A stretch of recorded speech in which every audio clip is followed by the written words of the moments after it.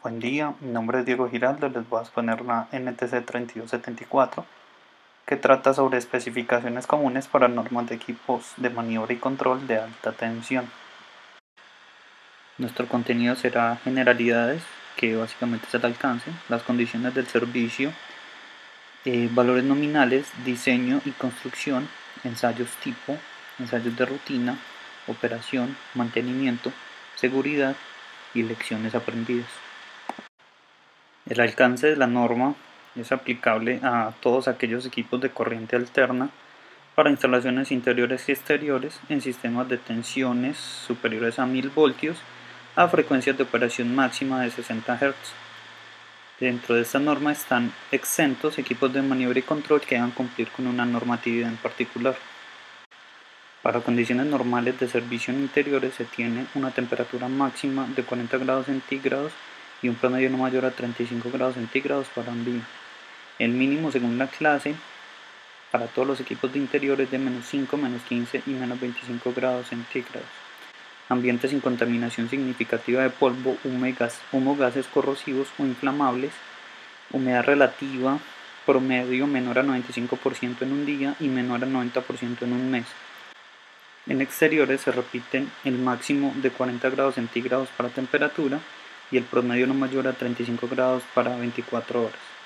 El mínimo según la clase es de -10, -25 o -40 grados centígrados. Se deben considerar cambios rápidos de temperatura. En exteriores la radiación solar máxima que debe llegar al equipo es de 1000 vatios por metro cuadrado en un día despejado al mediodía, y según las condiciones de radiación se deben tomar medidas preventivas como techos o ventilación forzada. Los equipos deben estar instalados a menos de 1000 metros sobre el nivel del mar. Los ambientes deben tener un nivel máximo de contaminación tipo 2 establecido por la IS 815. En exteriores se tiene en cuenta la posibilidad de recubrimientos o capas de hielo de máximo 1 milímetro, 10 milímetros y 20 milímetros para las clases respectivas. Una velocidad del viento menor a 34 metros por segundo. Se deben considerar los efectos de la condensación y las precipitaciones, y al igual que para interiores no se tienen en cuenta las vibraciones. Todo aquel equipo que pueda ser instalado en ambientes que no están dentro de los parámetros descritos por la norma deben de considerar medidas necesarias para evitar una operación incorrecta del mismo con base en una norma especial. Dentro de los valores nominales, primero tomamos en cuenta la tensión nominal, que está definida dentro de la norma como el límite superior de la mayor tensión de los sistemas en los que se usan los equipos de maniobra y control. Está dividida en dos intervalos. El primer intervalo se divide en dos series. La serie 1 va de 3.6 kV hasta 245 kV, y la serie 2, que aplica para equipos dentro de Estados Unidos, va desde 4.76 kV hasta 72.5 kV. El segundo intervalo está definido entre 300 kV y 800 kV. El aislamiento nominal se encuentra en una tabla dentro de la norma con los valores establecidos para los valores de tensión nominal. La selección del nivel de aislamiento se hace teniendo en cuenta el grado de exposición a sobretensiones de frente rápido y de frente lento, los tipos de puesta a tierra del neutro del sistema y el tipo de limitadores de sobretensión según la norma NTC 3389 o IS 60071-2. La corriente soportable de corta duración es el valor eficaz de corriente que un equipo al que aplique esta norma es capaz de soportar en posición cerrada durante un tiempo corto especificado por el mismo. Se recomienda valores normalizados seleccionados según la serie R10 de la especificación dada en la IS 59. La corriente nominal soportable de valor pico es la corriente asociada con la primera cresta mayor de la corriente soportable de corta duración cuando el equipo se encuentra en posición cerrada. Para frecuencias de 50 Hz este valor debe ser 2.5 veces superior a la corriente nominal de corta duración, y para frecuencias de 60 Hz debe ser 2.6 veces. La tensión nominal de alimentación de los circuitos de cierre y de apertura de los circuitos de control y auxiliares es la tensión medida en los bornes del circuito del equipo en funcionamiento. Se recomienda que el sistema de alimentación esté puesto a tierra con el fin de evitar la acumulación de tensiones estáticas peligrosas. La tensión nominal puede ser en corriente continua de 24 hasta 250 voltios DC y en corriente alterna monofásica de 2 hilos de 120 voltios AC hasta 347 voltios AC.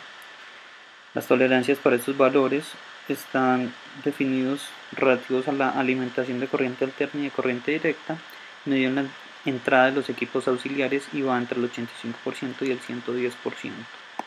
Pasamos ahora a la etapa de diseño y construcción, donde nos especifican las puestas a tierra.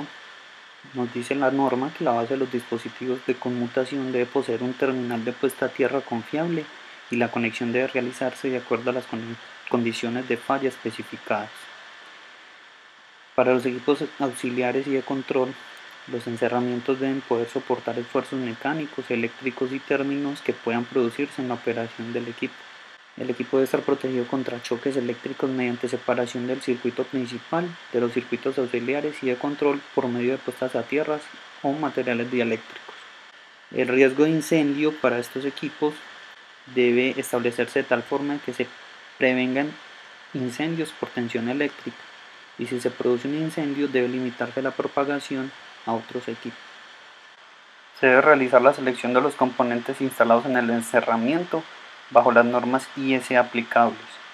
Todos los posibles dispositivos y materiales que contenga el equipo auxiliar y de control, como son cableados, interruptores auxiliares, contactos auxiliares y de control, relés, contactores y arrancadores de motor, disparadores shunt, motores, aparatos de medida, tarjetas impresas, entre otros, deben seleccionarse bajo los requerimientos específicos dados por esta norma y todas aquellas normas que haya lugar. La operación por energía almacenada dice que el equipo debe ser capaz de establecer o interrumpir su corriente de cierre nominal cuando el dispositivo de energía esté cargado adecuadamente. Los sistemas de almacenamiento pueden ser dispositivos de gas o acumuladores hidráulicos, con límites de presión entre el 85 y el 110% de su valor nominal, salvo que se especifique de otra forma por el fabricante. Estos dispositivos también pueden ser resortes o pesos, carga manual, que sería, por ejemplo, ajustar un resorte o una pesa manualmente, y se puede realizar la carga por medio de un motor para posicionar un resorte o para accionar una bomba o compresor. También los dispositivos de carga por motor deben operar entre el 85 y el 110% de su alimentación nominal. Operación de los actuadores. Actuador de cierre. Debe operar correctamente entre el 85 y el 110% de la tensión nominal de alimentación. El actuador de apertura debe operar correctamente entre el 70% para corriente directa o el 85% para el corriente alterna y el 110% de la tensión nominal de alimentación. El actuador de subtensión opera para apertura del dispositivo cuando la tensión en los terminales del actuador caiga por debajo del 35% de la tensión nominal. Placas de identificación. Los equipos deben contar con placas de identificación que contengan la información necesaria, como el nombre del fabricante, año de fabricación, número de serie, características nominales, según la IS correspondiente. Al ingresar las características nominales a la placa se debe agregar también su símbolo. Ensayos tipo. El objetivo de los ensayos tipo es verificar las características del equipo de maniobra y control y de todos sus dispositivos y equipos auxiliares. Los ensayos se realizan en equipos que se encuentran en condiciones de servicio, así como en dispositivos de operación, y deben estar nuevos o restaurados. Una vez realizados los ensayos, el laboratorio entrega al fabricante un informe que contiene datos suficientes para comprobar el cumplimiento de la norma. Ensayos dieléctricos. De no especificarse de otra forma, se realizan los ensayos dieléctricos de acuerdo a la norma NTC 4591. Se realizan ensayos dieléctricos a frecuencia industrial.